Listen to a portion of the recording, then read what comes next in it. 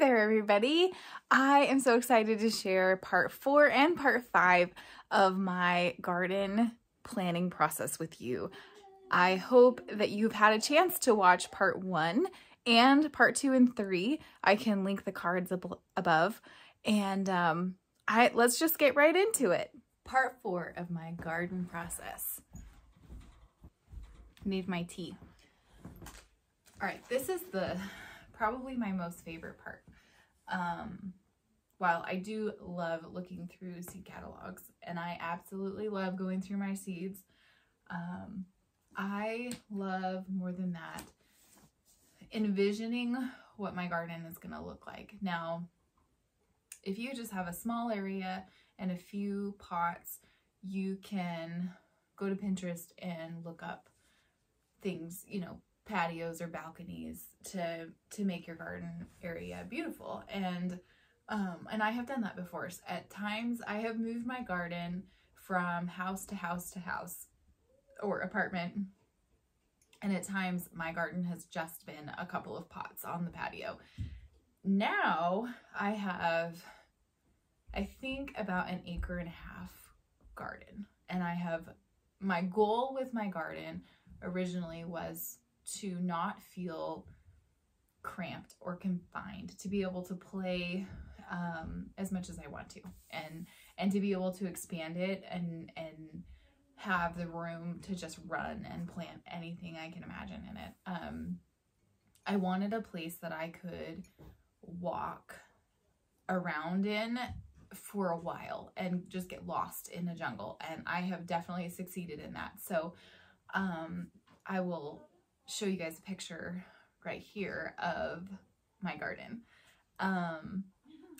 I took several years to plan my garden out and draw it out and choose what I wanted it to look like. And during this time, especially when my babies were still napping, I spent lots of time just drawing and doodling. That's the front of our house. That's our kitchen garden area. Sometimes I would add color, sometimes I wouldn't. You know, and just kind of planning things, dreaming, envisioning things,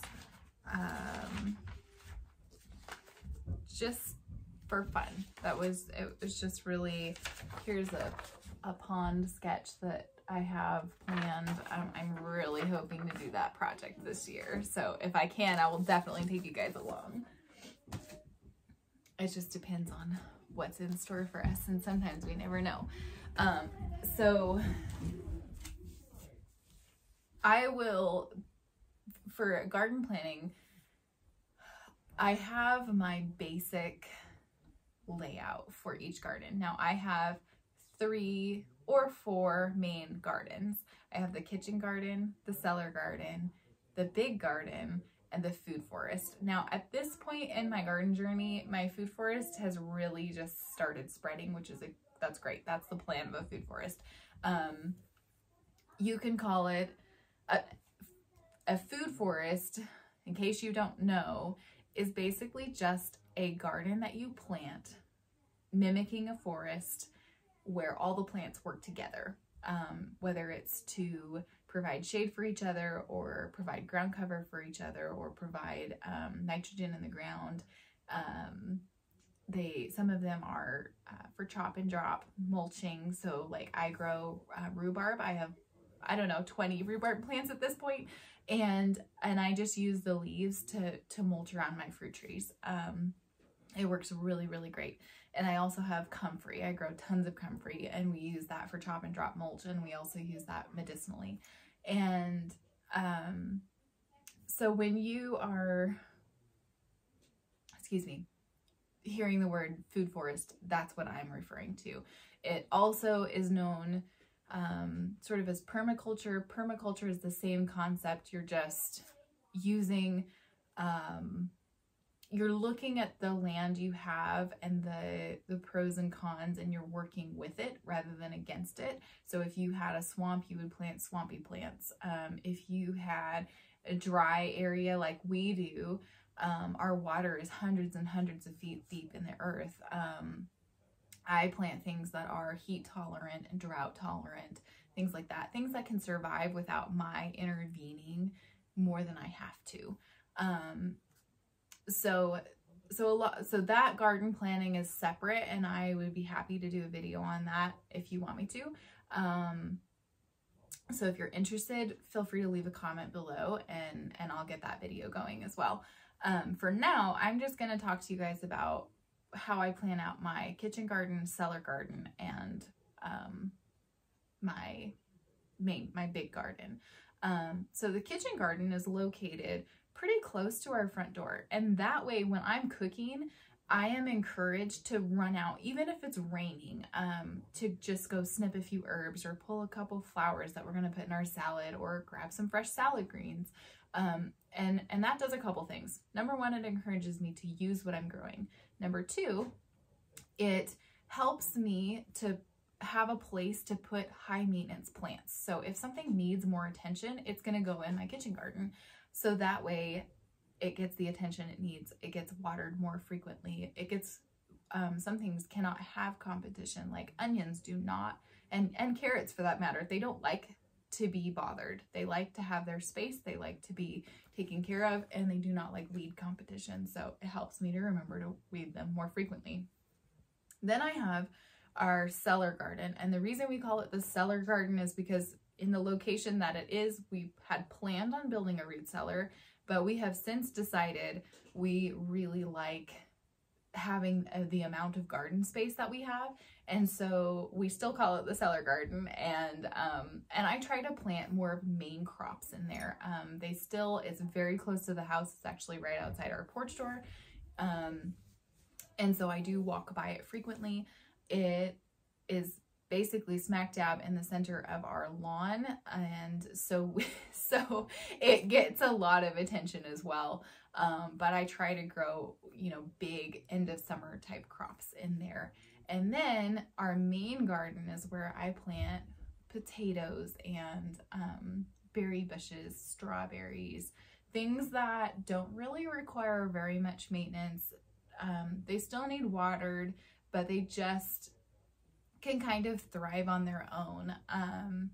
Now, the last couple of years, that garden has just gotten overtaken by weeds. And the reason that it has is because we deal with voles, not moles, voles with a V. They are described, if you look them up, as having a voracious appetite. Now that is true, because what happens is that they burrow into the ground and they suck your plants down into their tunnels, and they make these huge mounds sometimes above the ground, and they are so frustrating to deal with. So our kitchen garden, we're actually hoping to turn it into raised beds with mesh bottom, and we will take you along for that process as we get that done. We're hoping to do that right as the snow is melting, so we can just go right into gardening season with great insurance against the voles. But the main garden, because it's traveled less, gets hit hard by them.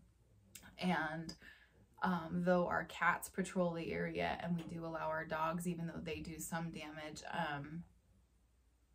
we allow them in the area in order to help keep the numbers down. And it's getting, some years are better, some years are worse. This last year and the year before were pretty bad. And so some of my systems that I have in place, my mulch systems, have gotten ruined, and we just have to work to fix them. There are tons and tons of gardening apps. If you want to have one, or you can just go online. I think Mother Earth has a gardening planner program that you can use. There's a ton of them online. Now, the reason that I don't like to use them is because, number one, I really just like old-fashioned writing. I take pleasure in drawing and writing. Number two is I am not going to take my laptop or even my phone necessarily out into the garden while I am getting my hands covered in dirt, because it scratches your screen, or if it's really bright and sunny, you can't see your screen very well. And And I just have gotten used to doing it this way. So you by no means have to do it this way. A lot of people used to use like grid paper, and I have used grid paper in the past. Now I just use regular paper because I know my gardens so well, and I just keep doing it the same way every single year. So I have right here we go. This is a layout of my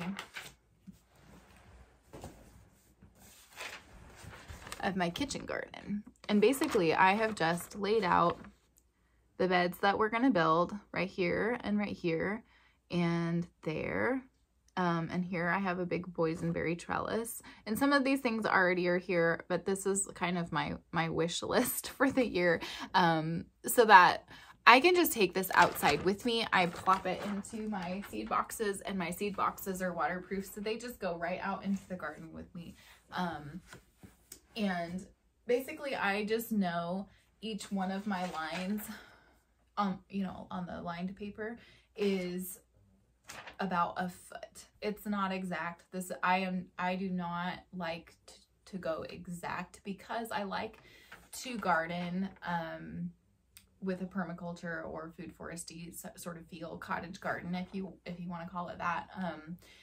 And it's loose. It's not, I like to make room for volunteers if they come up, and if I have such a rigid plan, I can't make room for volunteers.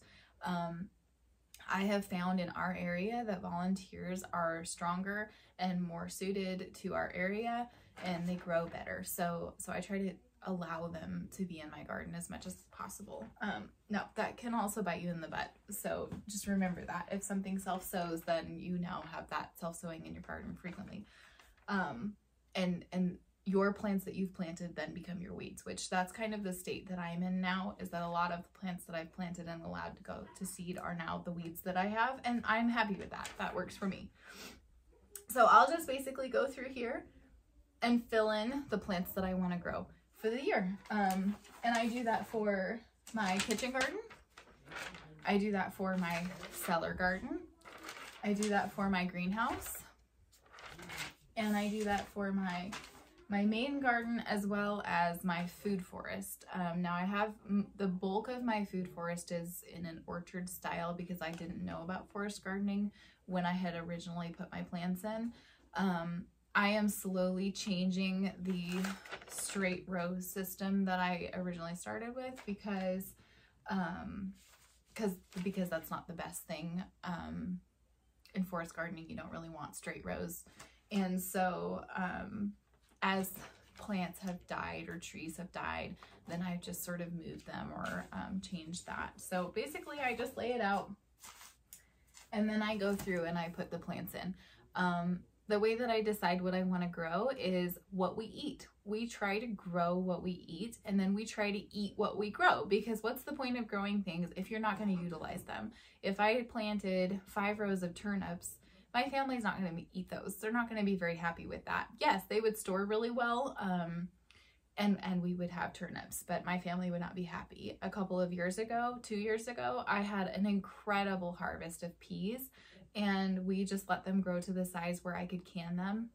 I still have canned peas 2 years later on my shelf. I'm really the only one who loves them. My family will eat them, but that is not a great crop for us to grow for our family.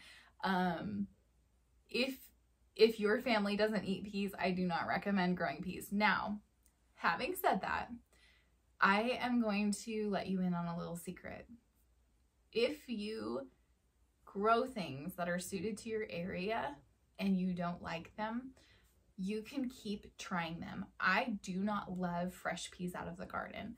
I just don't. I don't know why, but for 10 years, I have tried them and tried them and tried them every year since I grow them. Also, the same thing for me for hot, spicy peppers. I grow a lot of peppers. My husband loves peppers, loves hot sauce, but I don't. And so over the last several years, or even, you know, this whole time I've been gardening, I will give it a shot. I'll give it a try. It might not be my favorite thing, but what I have found is that over the years, slowly, my tastes have changed. And now Like this last year, I tried every single pepper that I grew in the garden and enjoyed them.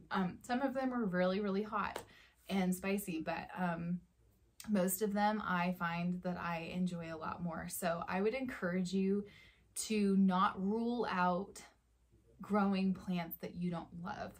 Maybe you grow one or two and just give them a try, and just keep trying them every single year. In our area, the best plants to grow are root crops. Squash and tomatoes and corn just don't have the amount of time they need to be able to fully ripen and even be as tasty as they could be in a little bit warmer. Now, if you're located a little bit south, even just 40 minutes south of me, even 30 minutes south of me, if you're growing things in town, you have about 3 more weeks than I have. If you are growing more north of where I'm, if you're going more north of where I'm at, then, and your growing season is just so small, I encourage you to grow a lot of greens, a lot of roots, and of course there are ways to extend our season, and I will definitely do a video on that if you're interested. I am still learning how to extend my season, but I have tried all kinds of things. And I plan on doing them even better. I do have a greenhouse, and we had said originally we weren't going to heat it, but we have decided that we will heat just using a radiator heater from May and do it that month, and then also in September we try to get it through October. We just watch our temperatures really closely, but that has extended our season so much without costing us too much money that it's very worth it. So anyway, but if you're just growing out, you know, in your open season, I encourage you to find things that grow very well, because they will be easier for you to grow and you will not have to struggle so hard if it's one of your first gardens. Now, I know there is nothing better than a juicy ripe tomato straight off the plant. So if you can't grow them in your area, think about trading. This year, I'm doing a trade with a friend of mine, and she's about 45 minutes south of me, southwest, and her growing season is so much longer. She has almost a month longer than I do. So instead of me continuing to waste garden space because those plants just don't have the time, I'm trading her for her corn and her tomatoes and her squash, and I'm gonna free up so much of my garden space to be able to grow roots that I can then trade back to her, or herbs, or vegetables, or not vegetables, sorry, berries and things like that, things that I forage, and we can make a trade and make it work for both of us. So I would encourage you to think about that as well.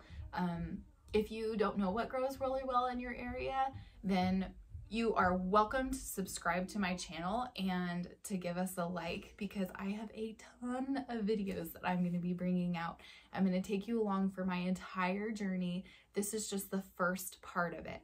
Part 5 is garden journaling. I highly encourage you guys, if you have not done a garden journal, to start one. All I do is I get a little notebook like this, and I will take it and write. Just take it outside with me and a pen or a pencil. You could also take your phone if you wanted to, you know, do like a voice memo and have a audio journal. But I like having a hard copy like this. I'm just old-fashioned like that, right? But I will just basically make like a journal or entry in it, and I just do the date, the month here, the day of the week, and the date. And the reason that I do this is because I can keep track of frost dates, or what worked and what didn't, or what pests were really prevalent, or things that I just found particularly beautiful. Sometimes I'll put in here what you know, like if I found a really beautiful group of flowers that just looked so pretty together, or I have since, so that is how I kind of started. Let's see, this was my first garden journal that I ever had, and I even have put little pictures in it This particular day we got really sunburned. We worked all day long spreading manure, and it was early spring, and me being very English, I get burnt so bad. So anyway, this picture still makes me laugh. We have so much dirt. We have rings around our eyes that are, it's just so funny. And these little pumpkins, this is my nephew. Such a long time ago, I still remembers, but he was so excited for these little pumpkins. This is the first time I canned beets. And this is actually my kitchen now. And this is what our kitchen used to look like. But that just is a great memory for me. So it provides amazing memories, as well as really good facts. Sometimes I'll even, if I find a really good tip, like for pruning, I'll throw that in there. How many pears it took to fill up my canning jars, or how many boxes of apples it took to press how many gallons of apples. Now, because I've been gardening for so long, there's less and less information that I put in mine. So now I just condense it. Let's see if I can find one here. Oh,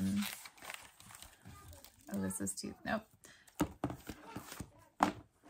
This is my latest one. I do try really hard to find journals that have pictures of vegetables or flowers or butterflies on them, but that's not always possible. So sometimes it's just plain notebook. So now what I do is I actually have just harvest dates, and I will write down the date, the month, and then the date and what I harvested.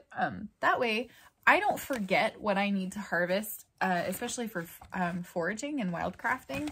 I can just give this a real quick glance at the beginning of the month, and then I don't forget what I need to be harvesting. Every single year, I tell myself I'm going to be better and better, and I always miss harvesting my thyme at the right time. So, thyme the herb. On my own property, I will put where I got them. If I purchased things from like a fruit stand, I will put in how much I purchased, what I purchased, and what I paid for it.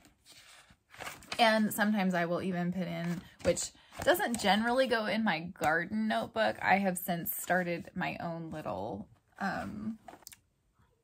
just a separate paper in my farm notebook of my like canning records. So a lot of times I have things in multiple places, which does make it a pain in the neck when you're looking for things, but it is very helpful to have at least the harvest record in your garden notebook. So that is my step 5. I wanted to make sure I gave that to you. So I would really love to know, have you gardened in our area or a cold climate for very long? Are you new to gardening?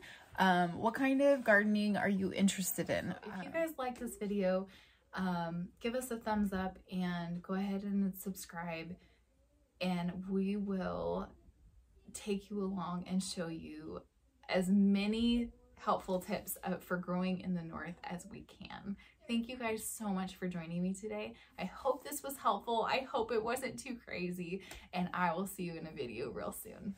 We'll see you later.